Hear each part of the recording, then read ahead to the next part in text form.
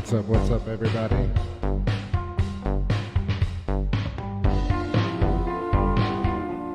Hope y'all are doing well tonight. Happy Friday.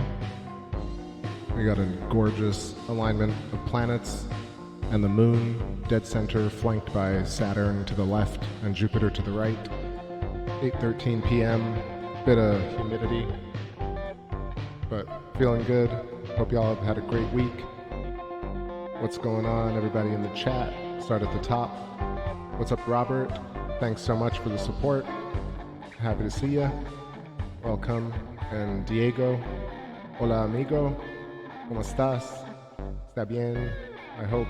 I'm gonna try and get better at Spanish. Kimmy, how's it going? And Sully's girl, what's happening? What's up, Born on the Water?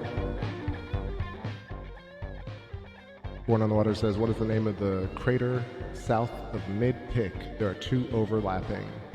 Both have central peaks. So that's Theophilus, and I want to say Cyrillus. And then underneath that is Katharina. We're gonna get some nice shots of that tonight. Excellent central peaks. Also got, of course, Mare Crisium at the 3 o'clock, or rather, just to the top right now. It's not really 3 o'clock, but it looks like that. But Hexagon, Mare, and then bordering on Sea of Serenity, coming into light. Sea of Tranquility, now fully visible. Sea of Fecundity underneath that, with Langrenus crater showing at the bottom. Still got great views of Janssen crater, Fracastorius, Mare Humorum, Mare Marginis and Undarum to the right.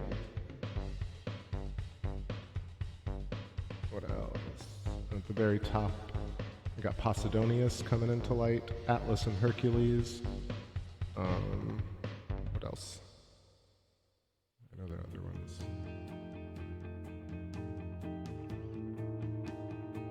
Eudoxus, and then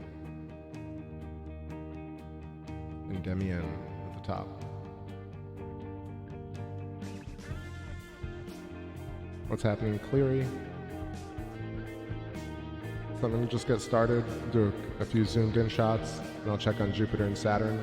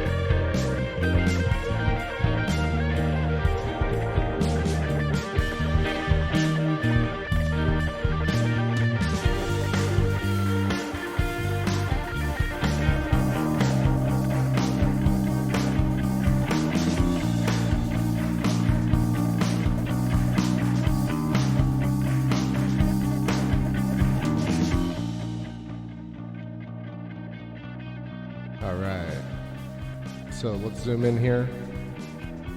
Mare Crisium, what's going on? 921 Virgo, welcome.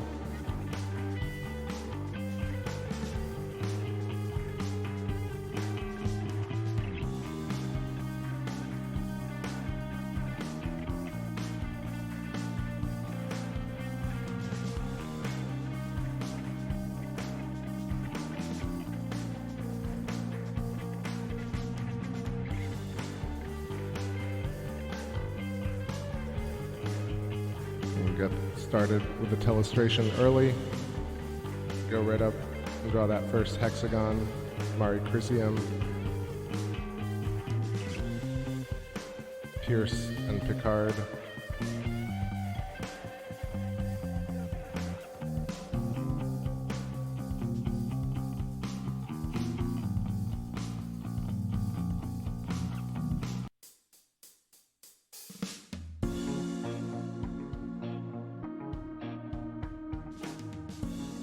Let's adjust the contrast a little bit. We'll see this a bit better. And so what's interesting about that is that essentially these hexagons don't form like as a small hexagon like that and then grow outwards, right? But what they do, I feel like, is that they grow almost circularly, like bubbles, and then once they hit resistance points, they kind of create these boundary layers, and that's how you get these kind of sharper corners like that. You can imagine that potentially this was boiled over, so there's almost like a bubble, and then it pops.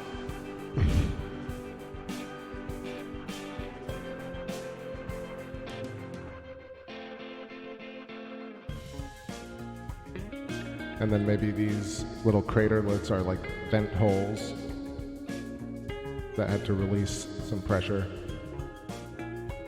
All right, I'm still recovering from a throat sore a couple of days ago, so I'm still a little bit hoarse, but let's go through it. Got Proclus right here.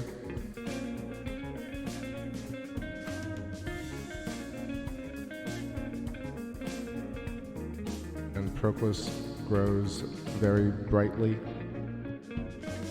because it radiates some sort of electrostatic energy, dust, or outgassing of ions. So we can see it a bit more prominently than other regions. Of course, I got some clouds. That's what happens. Let's zoom out and see what's going on.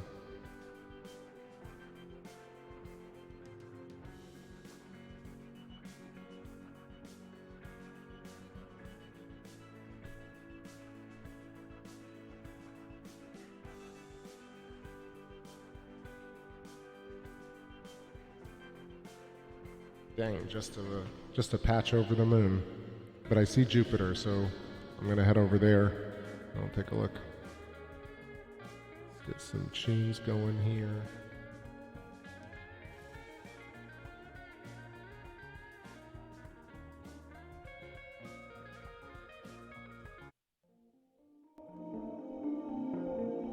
Yo, what's up, Electric Universe Eyes? Welcome. Yo, thanks so much for the kind words about the music.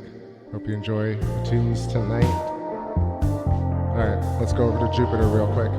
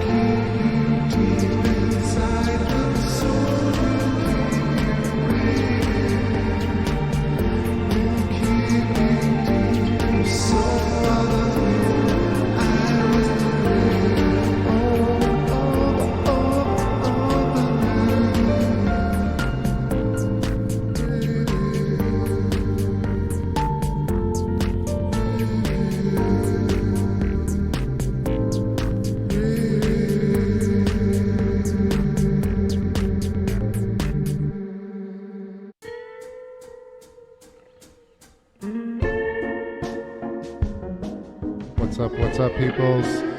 Thanks for bearing with me. I don't know why it dropped off again, but seems okay.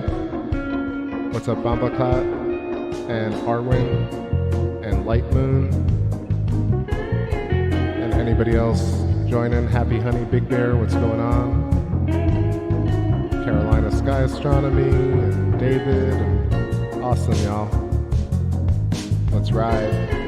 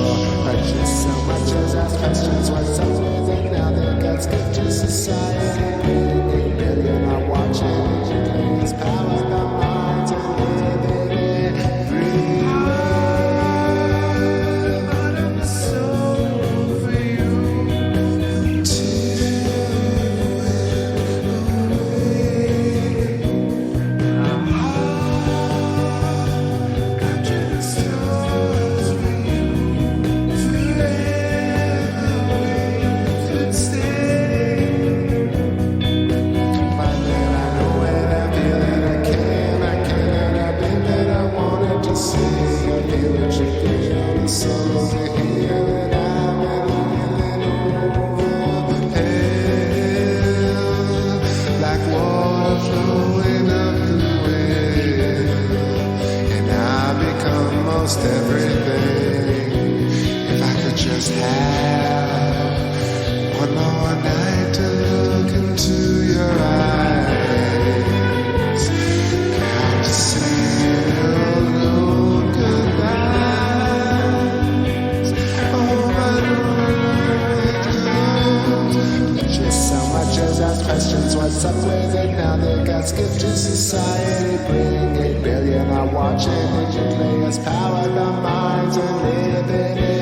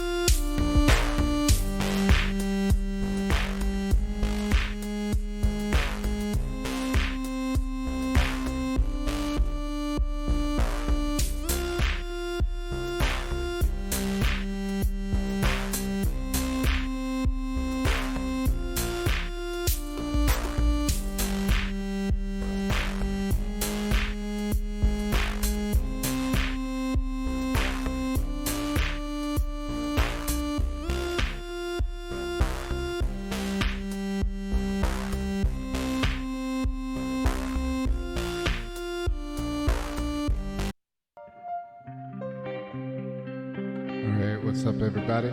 Let's do some moon geology and scribbling. What's going on? Daylight, Ohio, and Z Proxy. Welcome. Let me lower this. Lower, lower, lower. Okay, so Theophilus with its amazing central peaks. Saint-Tropez. And look at that bird just passed right in front of the frame. And then to the left of that, you have Cyrillus, which I just pointed out. Damn clouds. But I'm going to stick here for a second because I want to show y'all something. I can't find the image right now, but I'm sure some of y'all have seen this image of a nebula that looks like an eye, and it's two interlocking kind of plasma bubbles. And I'm going to show you how I think Theophilus actually and Cyrillus mimic that feature fractally. Like I said, I didn't think I'd be chasing clouds tonight. Really, it was nice and clear. I should have gone live at like 5. Live at 5. Alright. So let me get a sketch tool out. And you can see very noticeably that Cyrillus is hexagonal.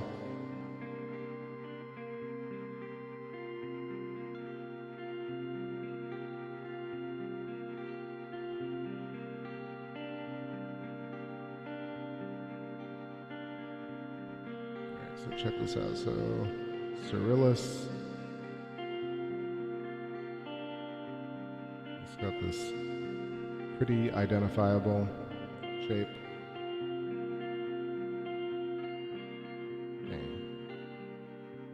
Steady, steady shot. Okay. Alright, the drift is atrocious, but I'll let it ride for a second. Let's see where it settles. Sometimes I just gotta see where the scope likes to sit. But anyway, the point is, it's like intersecting Vesica Pisces.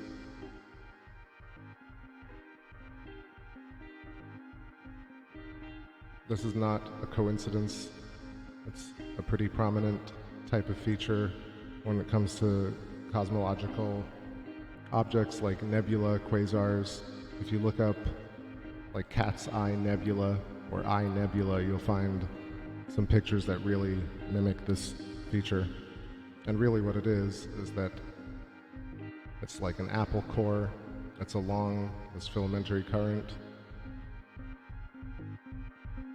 And essentially, when the moon was blasted with electricity, it left an imprint.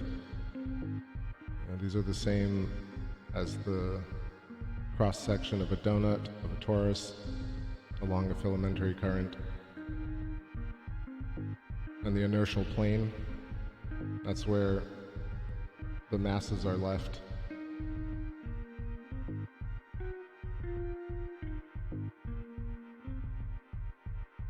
Ellie Wynn, thank you so much. How you feeling? I hope everything's all right. I read something earlier. There were just a lot of comments going by quickly, but hope everybody's feeling all right and had a good week or a manageable week. Sometimes good is a different gauge. Sometimes not a bad week is a good week. But anyway, leaving some of this updraft in the middle of these craters, these central peaks, always discussed as like remnants of impact, but really much more logical as remnants of arced bolts that are moving across the surface, creating replicas of themselves on the surface, and then shorting out. When they shorted out, they left the rims and the central peak.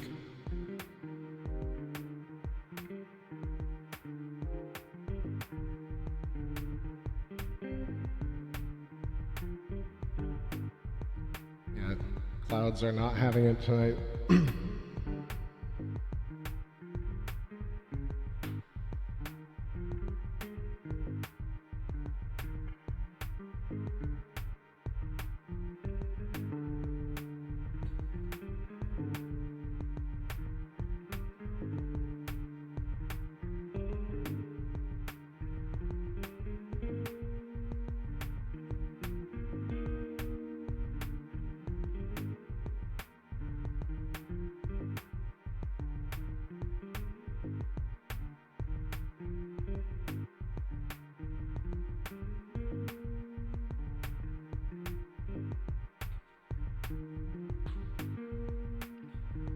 Eli says, I saw something about this on the Thunderbolts Project.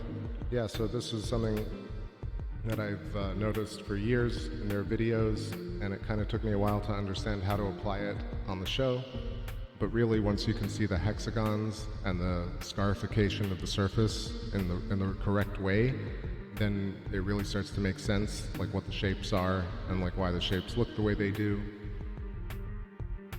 And then you realize like this kind of impact theory with heavy bombardment creating all these features doesn't make a lot of sense anymore.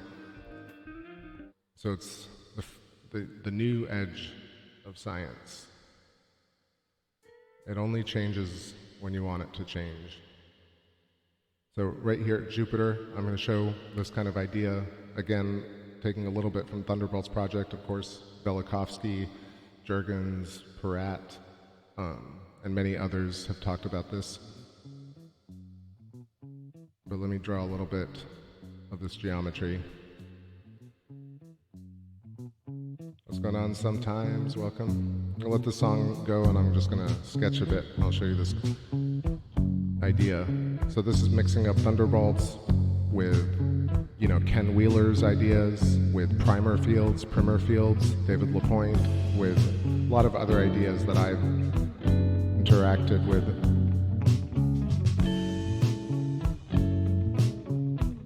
So essentially,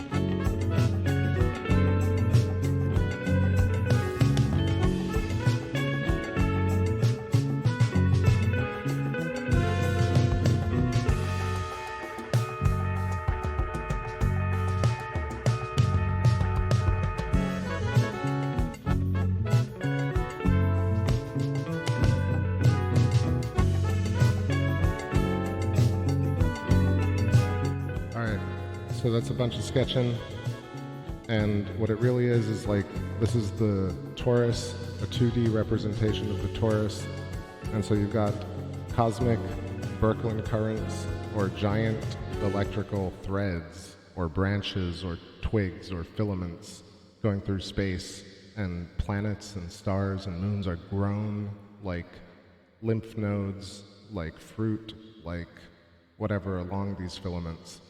And so there's obviously what I'm trying to convey is a giant helical, twisted, spiraling Birkeland current that feeds Jupiter from the outside, as we see it, goes through basically the center of Jupiter, and then something like Jupiter is grown, like it has a shell. So essentially, like an atom, the way you would imagine a nucleus and shells of electrons.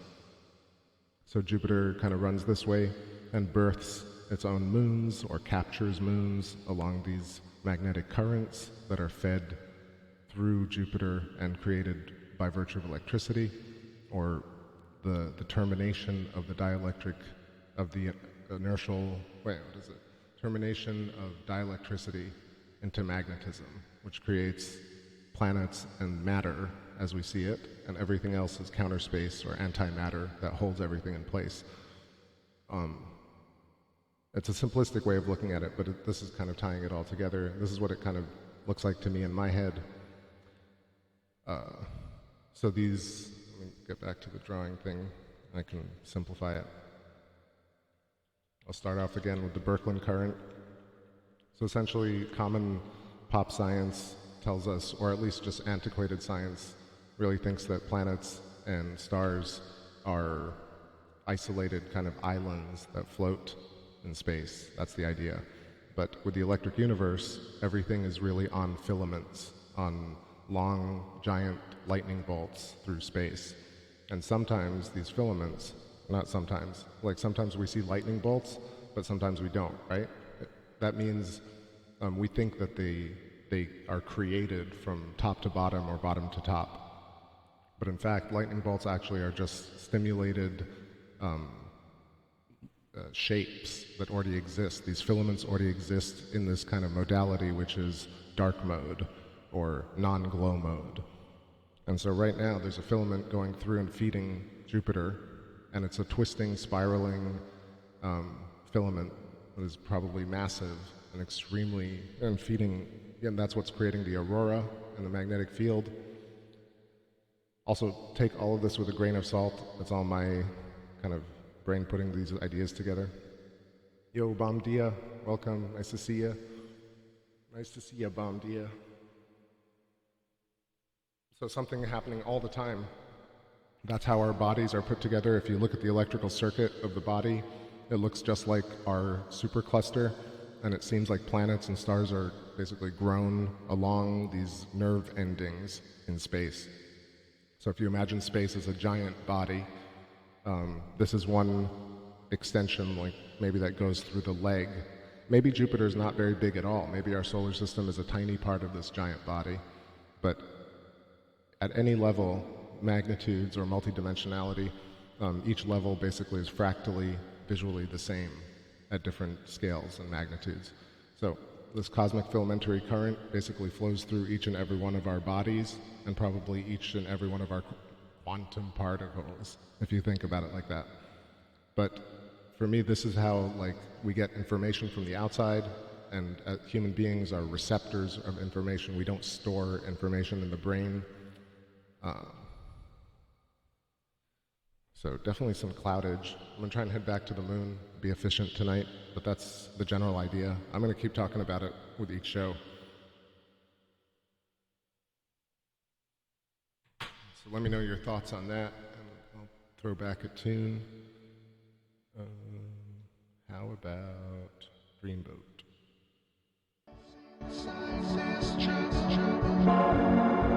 But you really can't wait.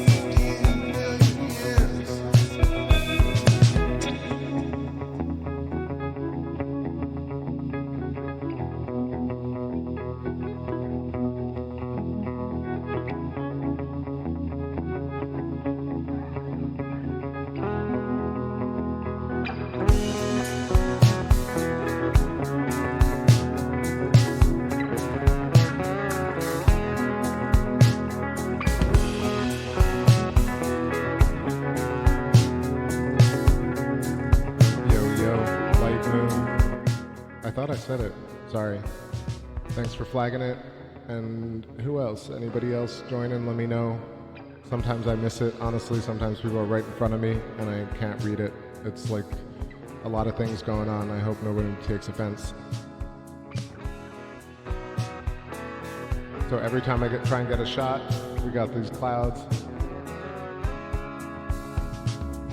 Yo, what's up, George? What's going on? Yeah, this was like a riff I wrote on the bass. I think it might have been out of detuned. It's possible. I think it's in D, and it's kind of open tuning. Or like trying to emulate open tuning. I definitely take a lot of inspiration from Pink Floyd, but then, you know, I like electronic music a lot, so I think I kind of mix those styles in an interesting way.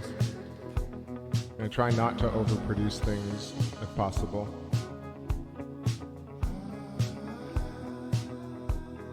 Also, like, I think I write often to soothe myself because I feel like I'm such a harsh critic of music that if I can impress myself, then other people will be impressed.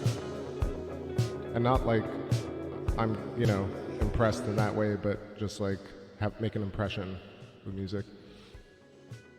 One way or another. You know, some people really hate it. I understand that. I get comments that are like, why don't you just turn off the damn music? I'm like, that's like half my show, man. But it's funny.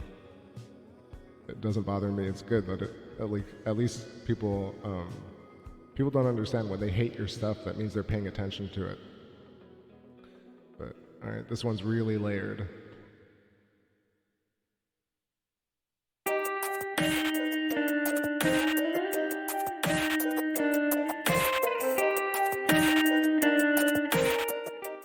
So when I gotta say, a few years back, when I started discovering a little bit of the Canterbury scene, like Camel and Caravan, and then I discovered, you know, rediscovered basically, what's it called, Steely Dan and Fripp. You start to realize like certain guitar players like Hendrix and Page and Blackmore, like my superheroes, were like amazing players for sure, but then I kind of gravitate towards, you know, listening to super quirky players, and then I think Andrew Latimer from Camel actually turned into one of my favorite players, and so of course Gilmour is still like up there, but Andy Latimer and the guys from Caravan, Lloyd Pye, and no, what's his name? I'm mixing it up. Caravan guitar player.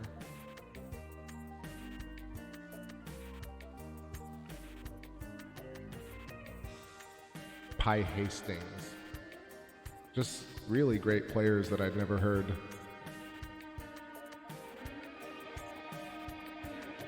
Hey, thanks Brian M. Appreciate that. Yeah, so I kind of throw it all together now that I listen to Fela Kuti all the time, like Afro jazz and reggae. It's just fun to throw it all into the mix. And then you realize you're like, there are certain times like I'll have a melody and I'll think that I've stolen it from somewhere, but it's a completely different type of song. And I feel like that's the type of way that you can pay homage to old tunes without like straight up ripping them off, you know? If you can really pull on, you'll be like, oh damn, that was like the tail end 3 notes of a chorus that was on a folk song in the 60s, but it's like in like a, I don't know, an electro house beat, like one of these that I write. A lot of that stuff just comes from having listened to all these different types of music, so I always encourage people to be like, to discover new stuff. It's easy to fall into just listening to the same stuff over and over. I've done that too. It's seasonal maybe, you know? All right. And it's very cool to have written all these different songs over the course of TakeBackSpace so that you can see this arc. You go back to early shows and listen to the music then versus now. It's so interesting.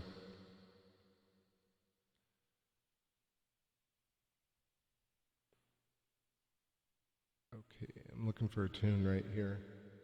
The moon looks really atmospheric. I think the clouds have just kind of, like I thought last night when I saw Jupiter and the moon together. I thought it was so crisp in the early evening, and then all of a sudden it got cloudy, I think due to possibly the alignment. All right, so what I really want to show, which Mary just reminded me that I want to show you guys something. Mary Quite says, are any of the craters with a dot in the center hexagonal in shape? So we can see a whole assortment of them and assess them. So with a dot, yes. So Cyrillus, right next to Theophilus, is one. That's definitely hexagonal. And I'm going to put some tunes and then also zoom in.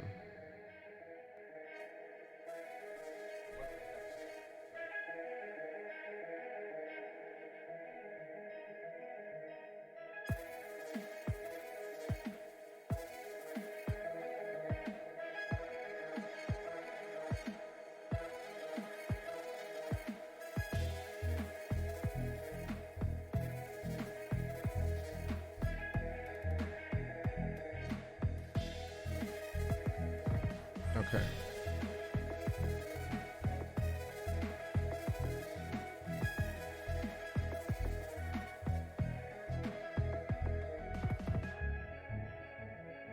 So getting back to telestration.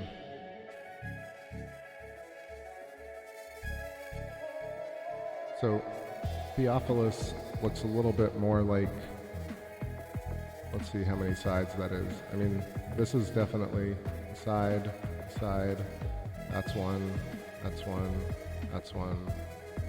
It's like 1, 2, 3, 4, 5, 6, 7. It's actually like heptagonal. And then this definitely looks more hexagonal, Cyrillus. And Cyrillus has central peaks. And of course, if you squint, they just look like, again, a torus, 2D representation of a torus. And when I say torus, I just mean like a donut.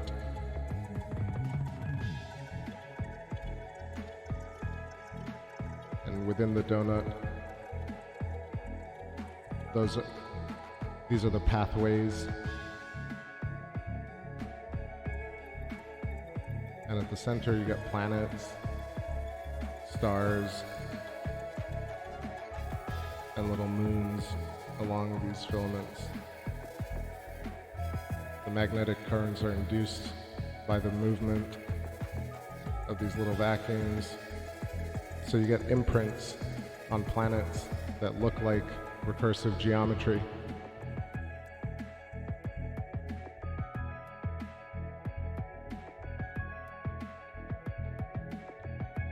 But I had this other thing I wanted to show you inside Sea of Serenity.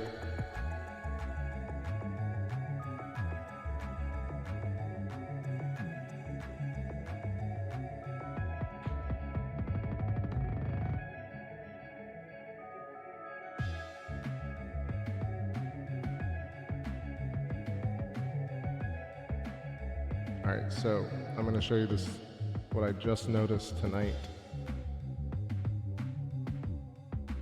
That's not true. I've noticed it before, but I noticed it more prominently tonight. How about that? Now I'm remembering that I did point this out once. So check this out. Sea of Serenity. Look how sharp these edges are. And then on the rim, you got Posidonius.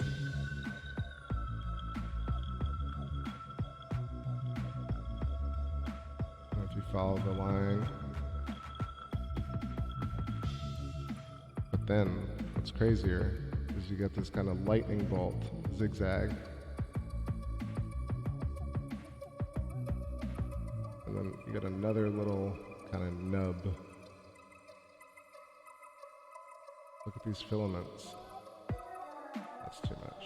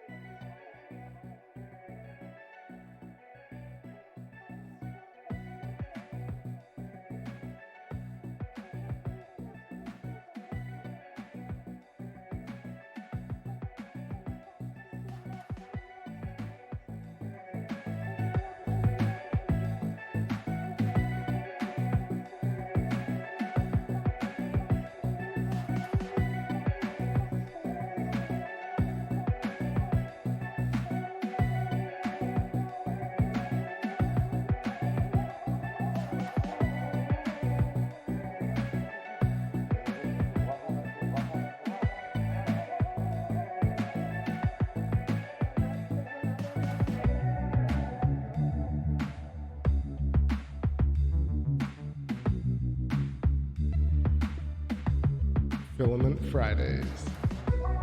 So the clouds are being unrelenting tonight. So I'm coming down to see Jupiter for a bit. It's about to set and it's looking real wobbly. I guess I'm gonna stream this weekend. Hopefully it'll be much clearer. We can do some of this hexagonal lunar geology. I want to show you some more of it, but I'm not going to be chasing it right now. So let's observe Jupiter, and I'll get a little bit of Birkeland current sketching. Let's try this one more time.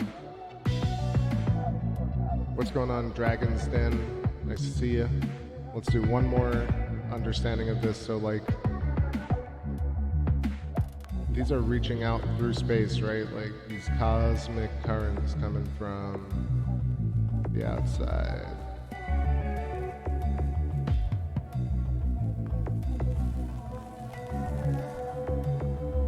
But then these things actually move like this along these what seem like waves, but in fact they just exist as such.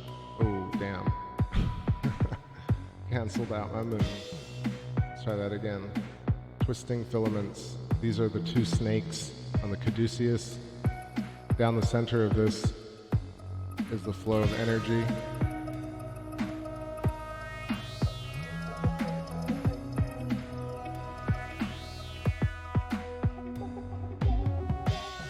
The same thing over here.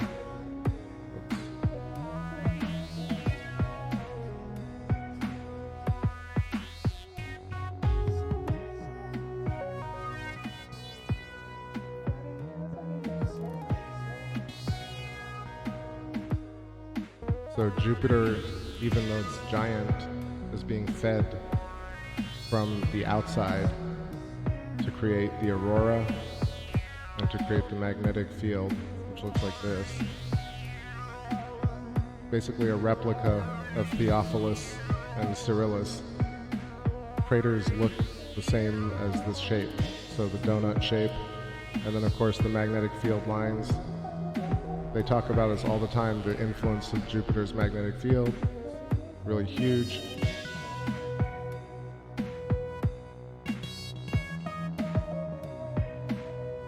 And that's the moons basically exist along this plane of inertia. This is what Ken Wheeler talks about, where magnetism compresses matter, essentially creates matter as we know it, and that's why there's planet and moons and nothing else around it that we see. And then there's also David, whoa, that sucks. There we go. If you guys like David LaPointe's primer fields, so his bowls are basically like that.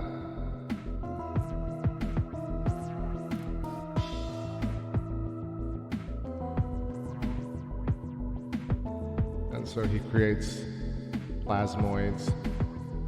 Thunderbolts Project has like an anode. And what else? This is the hourglass shape, right? That's not a good hourglass.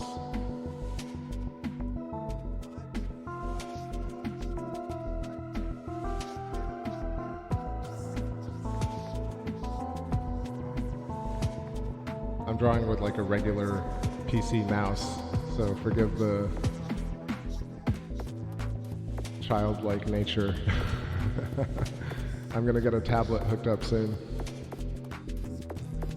So the currents making the planet spin, that's what I think exactly, yeah, like the universe exists as this recursive energy field, and things exist within the field and absorb and excrete the field, like little black holes and vacuums. We're vacuums. We're tubes. If you think about humans, we suck in things and output them in lots of different ways, physically, mentally. Interaction between societies are the same type of things, and trees and animals and plants do the same thing. I think it's important to understand, like, if you're thinking about it, like you'll have a tree, right?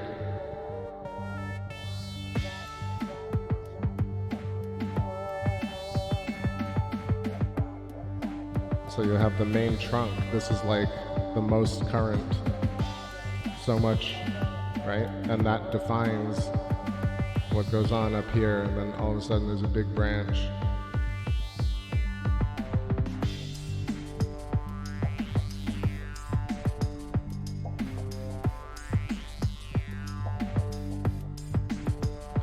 And these branches go off path of least resistance. And smaller branches break off. The smaller branches break off.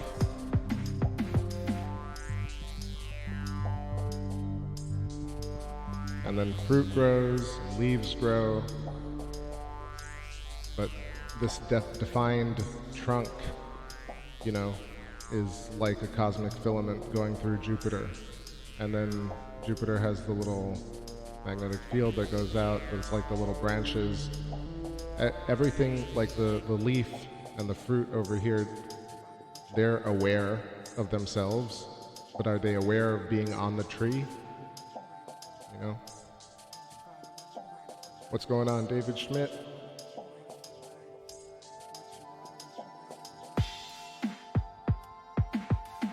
If you see pictures of our local supercluster, you'll see things like this.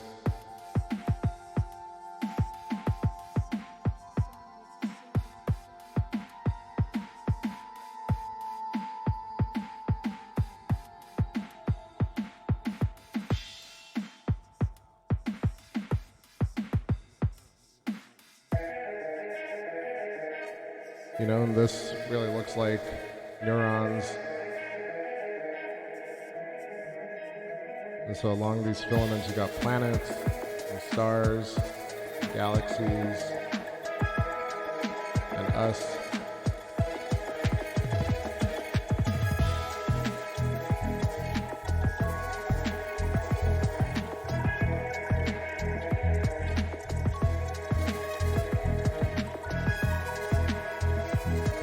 It is, I told you, using a mouse to draw is really not a good idea, but I'm trying.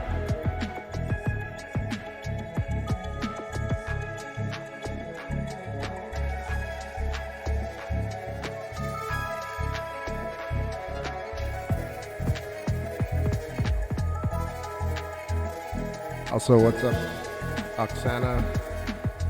Cheers.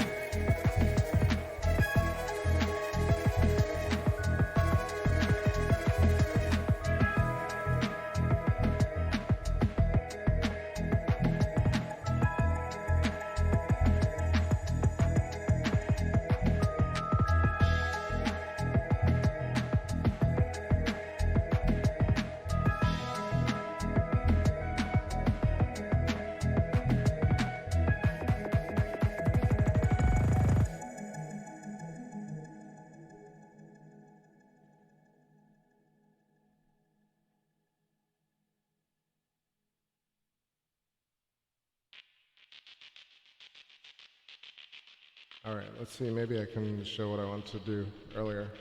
So let's do one more round of these hexagons, shall we? While we got the moon.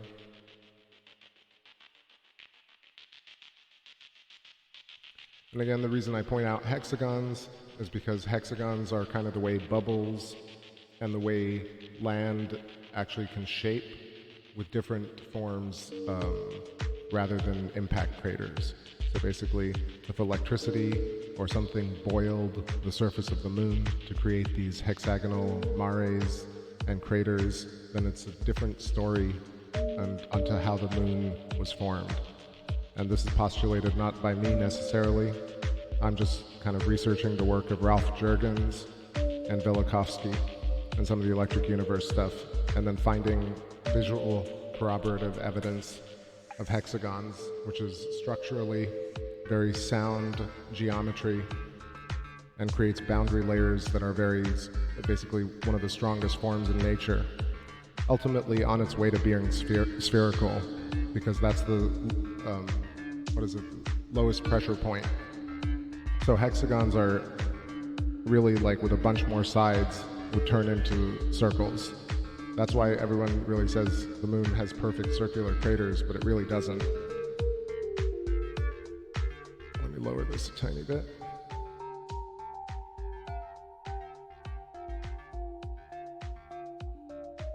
Alright, so Mare Crisium. And I used to look at Mare Crisium every day and just not notice how hexagonal it was. And why that's really relevant is because an impact of this size, Mare Crisium is something like 600 kilometers in diameter. What kind of impact would create something like this? You know, it would blow out the whole side of the moon. So you think about something hitting it and creating, you know, all this spatter, right? That's how we're supposed to understand that the moon was formed. And same thing with up here, so you're getting impact, creating Sea of Serenity. Actually, that's Sea of Tranquility. Sea of Serenity's up there. So that's the official story. But you look at it and you're like, damn, there's like real serious geometry. It looks much more like bubbles in a sink, or like boiling land masses that have basically formed geometric honeycomb structures or molecular structures. And the reason I say molecular is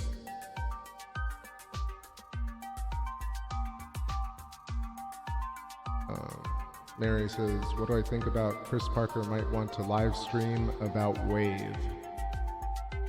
I don't know what that means, Mary. Talk about the wave?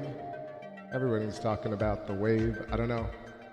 There have been shows about it, but I'm still not sure what it really is, but those two, I don't know, did you see the playlist I had with the two shockwaves? It really seems like that's what it is, but I hope the stream's not dropping out.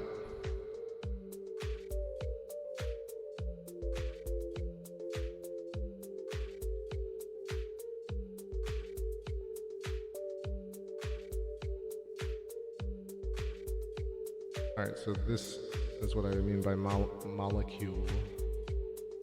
It's just kind of two platonic shapes connected by walls.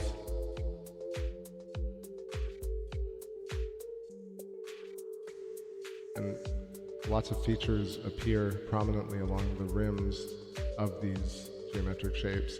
So for me, it makes a lot more sense that there is an alternative way these were created rather than giant impacts making basins and then filling up with lava. I feel like it would have torn the moon apart, but if it was boiled slowly and it created these regions, that would make sense, or if it was burned quickly, it would also make sense.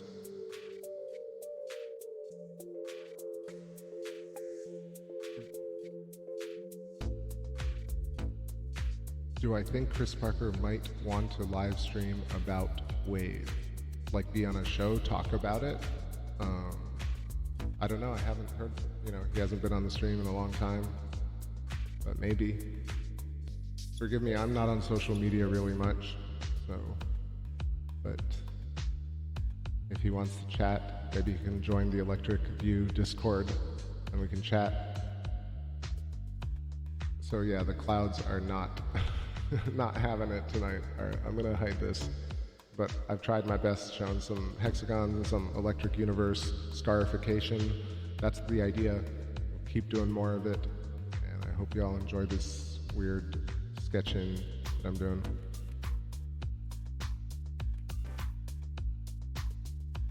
Well, I think the surface is thinner, like there's this idea that it was blasted out and super, super deep. But think about like what would have to happen, how the size of the impact to create something the size of Serenity, Tranquility, Crisium. To discuss the subject, yeah, possibly.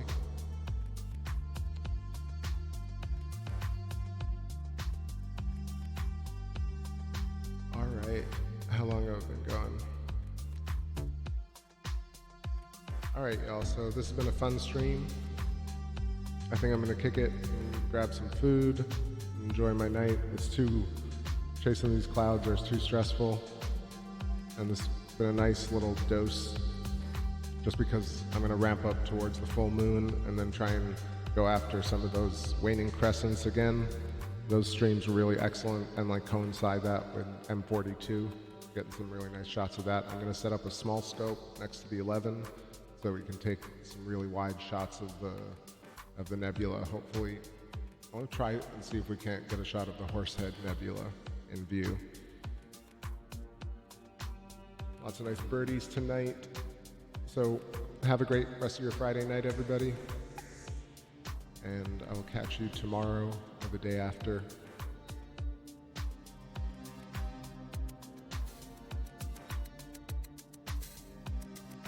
Mary, take care. Dragon's Den Glass, Cleary, David Schmidt, Nicholas Pitts, Oksana, Carolina Sky, Kimmy, Ellie Wynn, and the cats. I know Z-Proxy was here for a second, and Bomdia, and Baylai, and George, and 24/7, and Bumbaclat, and Mark Rowe, and Born on the Water. All right, I hope I got everybody. Take care. I'll catch you real soon.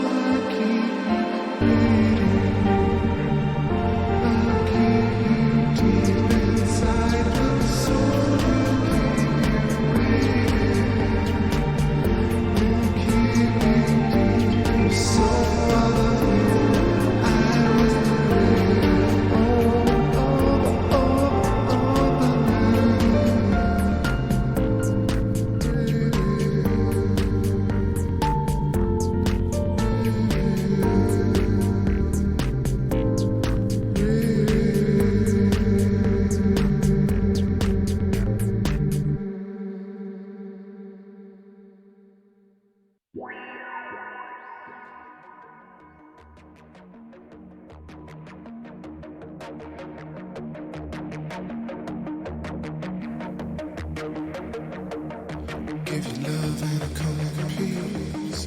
Feel your pain cause it's part of me. I know you really think when your body's built. I'm amazed by the words on your lips. Give your name and a common peace. It's insane that you're part of me.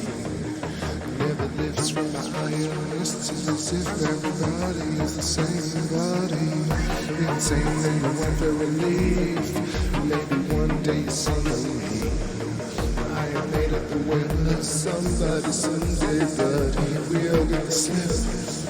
you're in space, now we come in peace. Seeing things that you cannot believe. Ready to trip on the drift, we can lift to the zoo, cause I love to give you. We are the space race.